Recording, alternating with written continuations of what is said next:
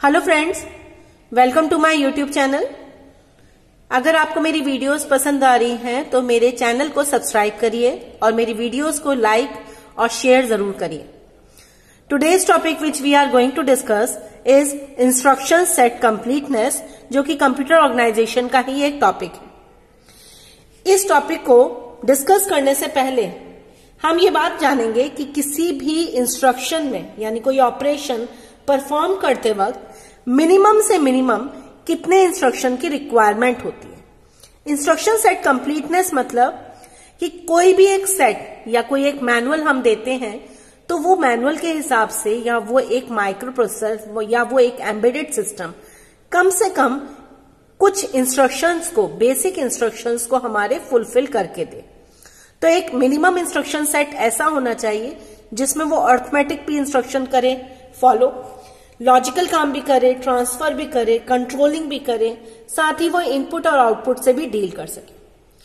तो एक कंप्यूटर के पास कम से कम ऐसा सेट ऑफ इंस्ट्रक्शन होना चाहिए कि जब यूजर कोई भी प्रोग्राम बिल्ड करना चाहे, कोई प्रोग्राम कंस्ट्रक्ट करना चाहे, तो वो उन फंक्शंस या उन इंस्ट्रक्शंस की हेल्प से उस प्रोग्राम को बिल्ड कर सके ताकि वो कोई रिजल्ट पर पहुंच सके। सपोज कीजिए कि अगर मुझे एडिशन करना है, मल्टीप्लिकेशन करना है, तो हमारे पास में हमारे इंस्ट्रक्शन सेट में एटलीस्ट एडिशन मल्टीप्लिकेशन के लिए कोई प्रोविजन, कोई सिंटेक्स होना चाहिए। तो हमारे इंस्ट्रक्शन सेट को बनाते वक्त मिनिमम जो रिक्वायरमेंट होती है वो फुलफिल करने पर हम कहते हैं कि ये इंस्ट्रक्शन हमारा कंप्लीट।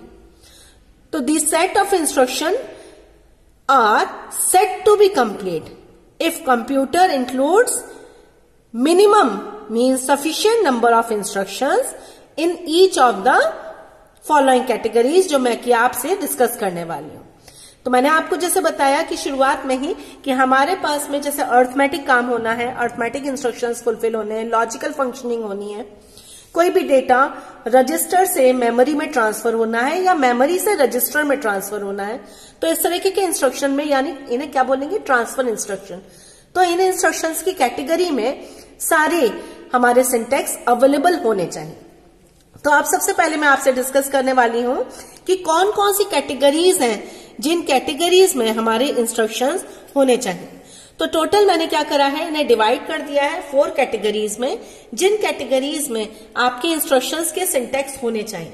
तो उसमें सबसे पहले कैटेगरी आती है आपकी, जो है आपकी functional instructions. Functional instructions basically क्या है कि क्या काम होने वाला है हमारे प्रोग्राम में। तो इसमें आता है सबसे बेसिक अर्थमेटिक, लॉजिक और शिफ्ट इंस्ट्रक्शन। आपको पता है अर्थमेटिक, लॉजिक और शिफ्ट इंस्ट्रक्शंस के सिंटेक्स क्या क्या होते हैं। कम से कम आप एग्जांपल दे सकते हो एडिशन, एंड या रोटेट का या ट्रांसफर का। तो आप समझते हैं कि इसमें अर्थमेटिक और लॉजिक इंस्ट्रक्शंस में क्या करते हैं। अर्थमेटिक और लॉजिक इंस्ट्रक्शंस या शिफ्ट इंस्ट्रक्शंस में हम क्या करते हैं, कंप्यूटेशनल रिक्वायरमेंट हमारी फुलफिल करते हैं। कंप्यूटेशनल रिक्वायरमेंट मतलब हमने कोई भी 2 डेटा लिए, उनको ऐड कर दिया, या कोई भी 2 डेटा लिए, उनको आपस में मल्टीप्लाई करा, या एक सिंगल डेटा लेकर उसको रोटेट करके रिजल्ट निकाला। मतलब हम कंप्यूटेशनल फंक्शंस लगा रहे हैं।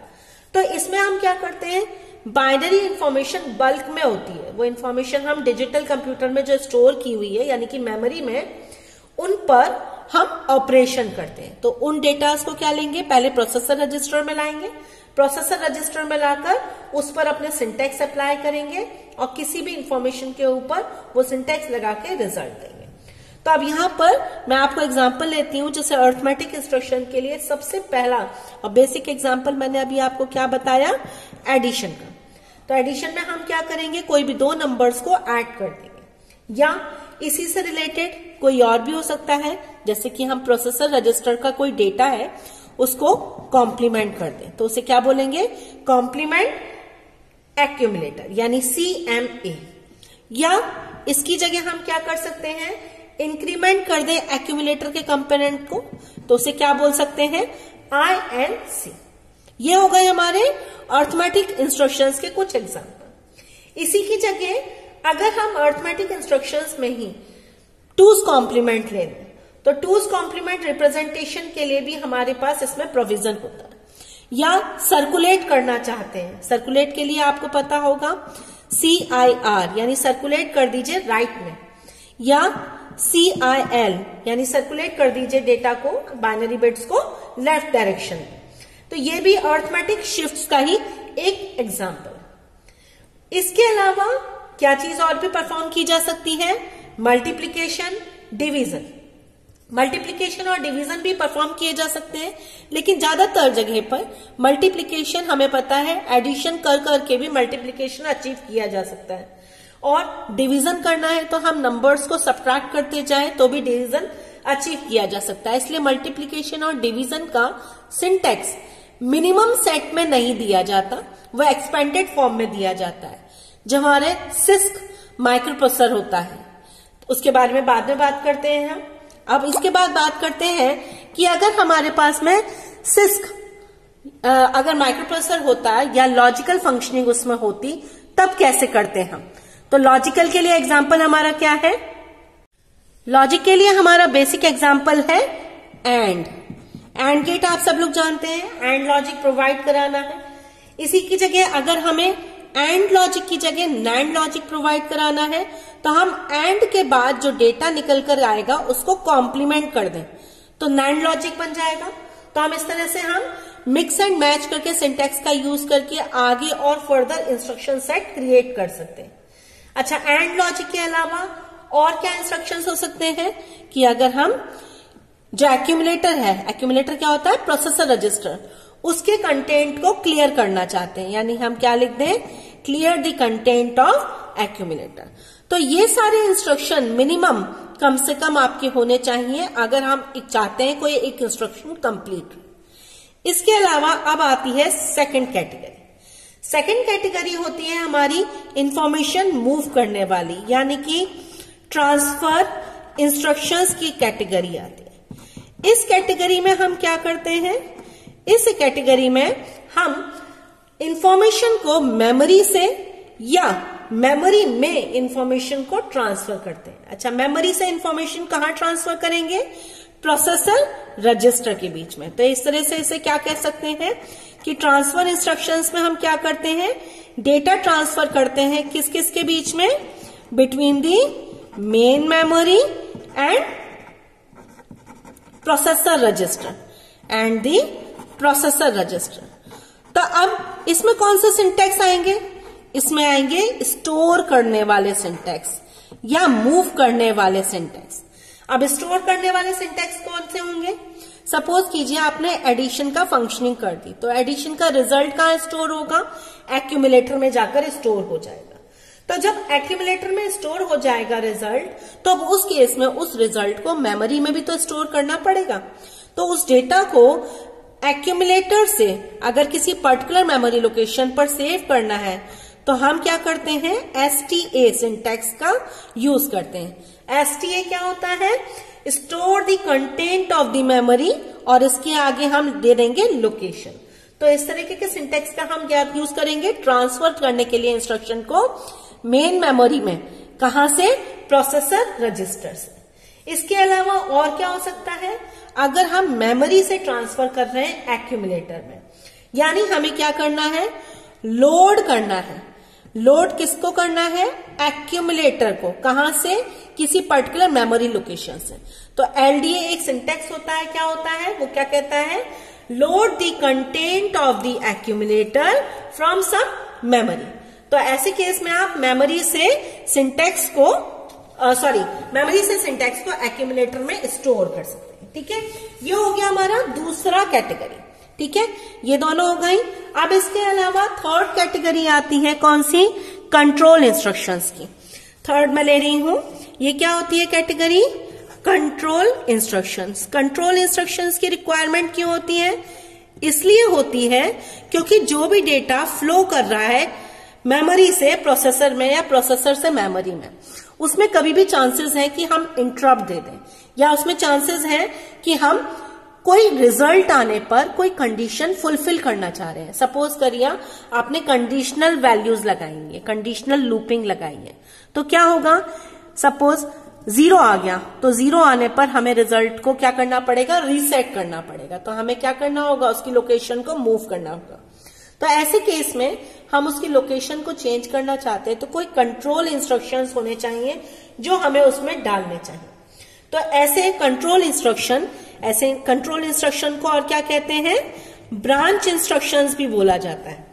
इन ब्रांच इंस्ट्रक्शन में आप इसमें देख सकते हैं, ब्रांच इंस्ट्रक्शन में कौन कौन से एग्जाम्पल आएंगे। पहले तो मैं लिख लेती हूं यहां पर कि कंट्रोल इंस्ट्रक्शन में क्या आएंगे, प्रोग्राम को अगर मैं सीक्वेंस करना चाह रही हूं और कंट्रोल भी करना चाह रही हूं, तो मैंने अभी आपको बताया कि ब्रांच इंस्ट्रक्शन ऐसे केस में आएगा। तो ब्रांच इंस्ट्रक्शन में सबसे पहला एग्जाम्पल है बर्न, यानी ये क्या कह रहा है, ब्रांच कर दो अनकंडीशनल। ब्रांच अनकंडीशनल का क्या मतलब होता है, ब्रांच अनकंडीशनल का मतलब होता है कि हमें कोई इंटरप्ट आने पर किसी पर्टिकुलर सीक्वेंस पर जंप करना है। तो ऐसे केस में हमें रिजल्ट पर वेट नहीं करना, सिर्फ पर्टिकुलर सीक्वेंस पर जंप आउट करना चाहिए। इसके अलावा और क्या एग्जाम्पल हो सकता है, इसके अलावा और एग्जाम्पल हो सकता है जैसे कि बीएसए क्या हो जाएगा, हम कर दें ब्रांचिंग ही कर रहे हैं फिर से, लेकिन ब्रांच के साथ सेव कर रहे हैं किसको, रिटर्न एड्रेस को। ये केस कब होता है, जब हम स्टैक रजिस्टर का यूज करते हैं। स्टैक रजिस्टर हमारा क्या करता है, लास्ट इन फर्स्ट आउट यानी लीफो पर काम करता है।